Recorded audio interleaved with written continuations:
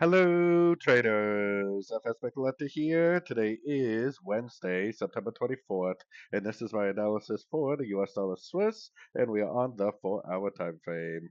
So the US dollar Swiss, I definitely think we're going to make another leg up, but I was expecting this pullback right here to not be over.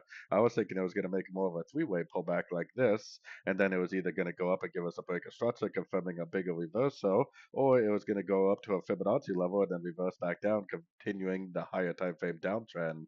So taking it down to the 1 hour time frame, I have my Fibonacci retracement because, like I said, I was thinking this was going to be an A and a B. Now I would be careful because it could just keep on going up pretty easily, especially with the higher time frame analysis. But if we do get a nice Fibonacci retracement bounce, a nice engulfing move to the downside at a fib level, especially if you can identify maybe a break of structure on a little bit of a shorter time frame, then likely that would go down for wave C to one of those 4 hour time frame retracement levels. Then we would probably go back up like I was showing on the higher time frames for either an A, B, C, like I was showing before, or possibly a 1, 2, 3. So anyways, don't forget to check out my website linked over here in the corner. And as always, thank you for watching and happy trading.